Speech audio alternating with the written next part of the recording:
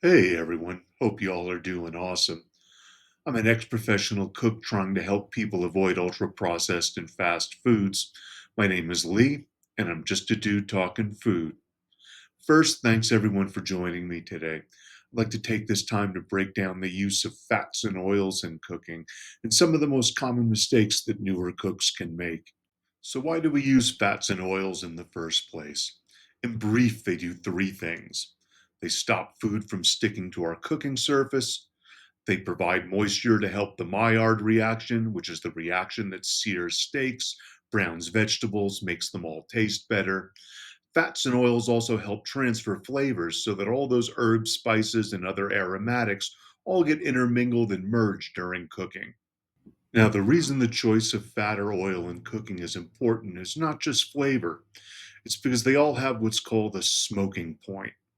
And this is the temperature where the oil starts to break down and will give you all kinds of bad flavors.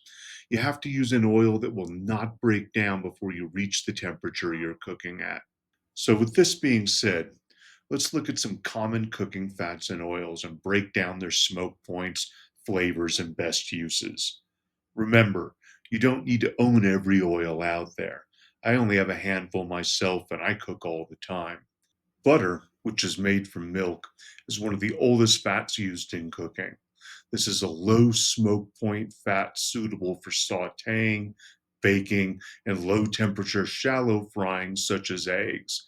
It's not really suitable for high temperatures or for deep frying, but you can clarify the butter, which removes the milk solids that would normally burn, and that would turn your butter into ghee.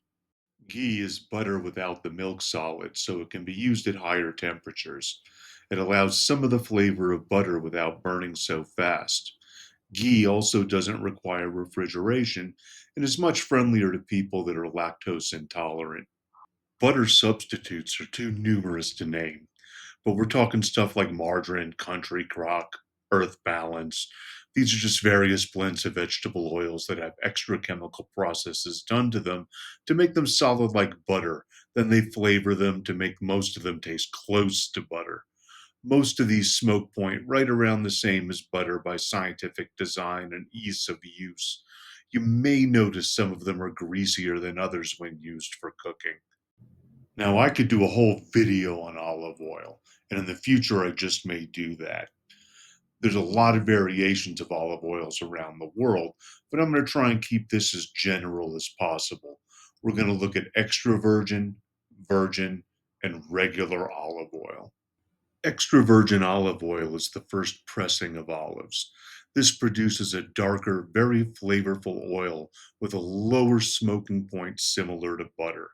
It's usually peppery or nutty in flavor, and since it has a low smoke point, it can be used similar to butter, but I personally tend to use it for salad dressings and marinades.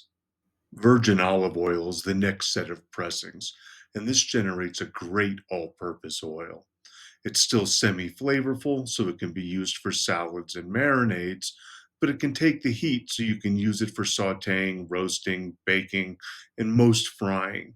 You can even grill and broil with it if you watch it carefully so that it doesn't burn. Olive oil is from the last pressings. It's going to have the lightest color and an almost neutral flavor. It handles higher heat much better, making it suitable for roasting, grilling, broiling, shallow frying, and frying. Vegetable oil in general is just soybean oil. Sometimes they'll add in some corn, canola, or sunflower oil, so it's labeled as vegetable oil, but in general, it's just soybeans. It has a very neutral flavor. This has a higher smoke point around 400 degrees Fahrenheit. I tend to use vegetable oil for high heat sauteing, frying, and deep frying, grilling, and broiling when I don't want to impart a flavor. I mentioned corn oil briefly just now, talking about vegetable oils, and I want to take a second to talk a little more about it. Corn oil is a great high heat neutral oil. I use it for frying, deep frying, grilling, and broiling. It really takes high heat well, and I only use it in these high heat situations. Now, peanut oil is the champion of high heat cooking oils. Peanut oil is a very neutral tasting oil that has an extremely high smoking point. It's usually used for deep frying and stir frying, but it can also be used for frying, grilling, and broiling. Safflower is another high heat oil. It has a mostly neutral flavor, and its cost prevents it from being used for deep frying, but it's awesome for normal frying and for stir frying. I use it anytime I break out my wok. Avocado oil is the highest heat oil we're going to talk about today. Much like safflower oil, it's too expensive to deep fry with, but it's awesome for high heat situations like frying, stir frying, grilling, and broiling.